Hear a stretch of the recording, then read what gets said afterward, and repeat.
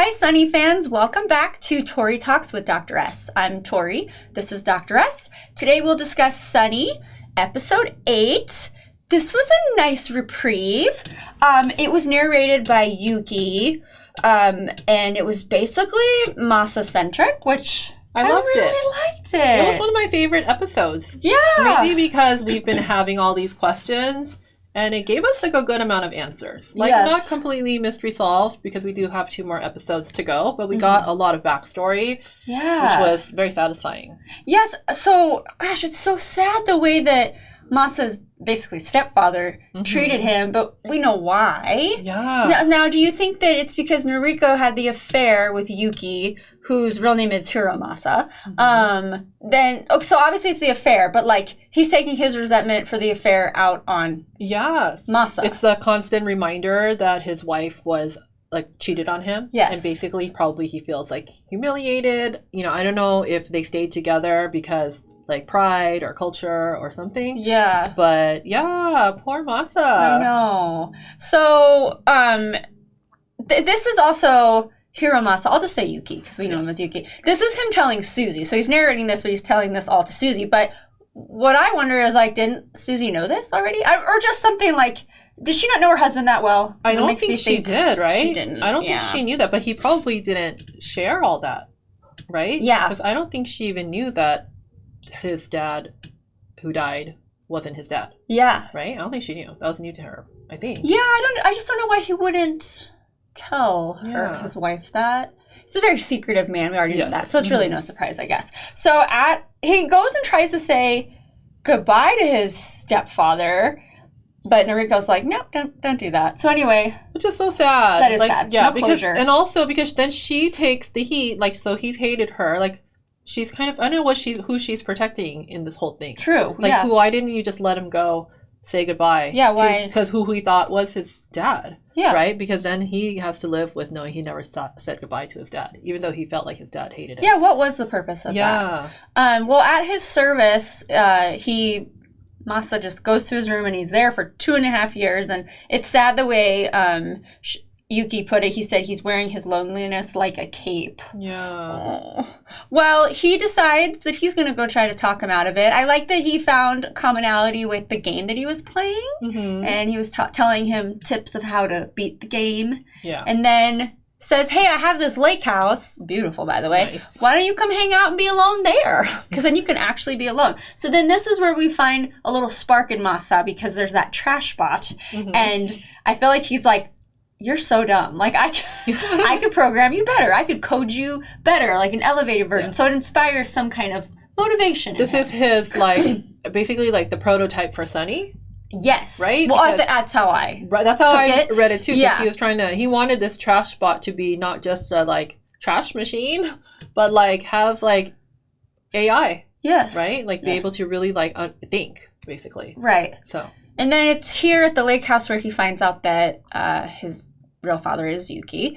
It was interesting. Yeah. And then he wants to be mad at him, but then Noriko's like, no, it was actually my idea for you to believe that somebody else was your father. Again, why? Exactly. I'll never understand that. Okay, so all of this happens. We learn a lot about Masa. I really loved it, too. The acting is insanely good. I know. It always has been. Interacting with a robot, too. Yeah. Like, you get all this, like, feeling. I like it. Yes, and even the actor who plays Yuki and Masa having to play... So he's basically talking through it like a door. So that, like, conveying emotion when there's another actor in front of you, I always am super impressed by that. So back in Suzyland, back in present day. I kind of forgot about her until it cut to her. They didn't even have to go back to her. That could have ended the episode. I was kind of, like, disappointed. So, to be honest, I like Rashida Jones, but she's so annoying in this show. Why am I the only one that doesn't care? I like her personality. Well, I mean, I know she's going through the grief. But then, but didn't Mixie call her on it? Like, oh, you have the grief shield or the grief veil or something. Yeah, but I just think also there's something deeper. Well, didn't she also get accused of moving to Japan so she wouldn't have to, like, socialize? She wants to be a hermit. So, yeah, there's something about her that I'm just like, there's trauma, right? Because I think she is a good person. She cares about her husband and her kid, but there's, like, something, like, keeping her from being, like, I don't know, affectionate? Yeah. Warm. No, my husband feels the same way. He's like, I don't like her at all. There was a viewer that said, I can't even watch this because I can't. She's so unlikable. Yeah. I don't know why. She doesn't bother me at all. But it's not like I love her. Yeah. But I'm just like, yeah, okay. It's understandable, I guess. She's understandable. Like, there are people like that, and I don't hate her. I feel sorry for her. Yeah, but like, I'm like, oh, what's wrong? Like, what happened to you? yeah, what happened to you? Yes. So back in Susie Land, I don't know what I'm calling it. It's just present day. They find out that there's a fourth tracker dot, and it's blue. Mm-hmm. And they were able to tap into it weeks ago, and it was at the airport. So Susie, I don't know how she decides this, but she's like, oh, that's Zen. And it must be its ability to be seen must be controlled by whoever is the blue dot, right? Because why weren't they seeing it before? And then I think Mixie thought that it can only go 2 days. Oh, it was that programmer, right?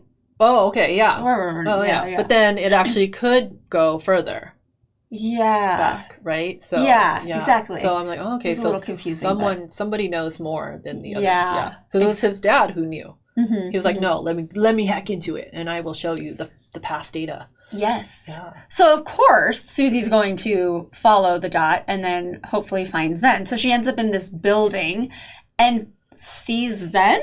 Is it Zen, right? It is him, right? Happening? Is it? Because, well, wait, this is where it all takes a turn. And I'm like, what is happening? Because, Sunny shows up next to him. Mm-hmm. And then somebody tries to take out Sunny. Sunny fights back, and then all of a sudden she's like, sweet Sunny again. She has that voice. She's like, are you okay, So somebody Susie? tries to take Susie, and then Sunny gets him, right? And then the world yeah. The world starts to, like, the floor dissolves. disintegrate. So are we all in, like, a virtual reality? Is that what we're trying to... Is that what's happening? Because, yeah, like, it dissolved, but they didn't fall. It was more like... Does Sunny fall into Sunny the pit of despair? Oh, yeah. Well, but... Yeah, so then I was like, wait, it's this kind of show? Because I know, but I was like, is it disintegrating, like, digitally, like artificial reality? Because it looked style? like it, huh? Yeah. Pixel. It looked flat. It didn't look like rocks or ground or concrete or whatever it's supposed to be. So, but I mean, I guess we'll find out next week. Yeah, because then that isn't Zen, or is it? I don't know what's happening. Or that might not be Zen, but I feel like Zen's still to be found. Or is it? Yeah, is it the virtual world? That was interesting. No, yeah, that really was just like, what? Yeah. You know, what?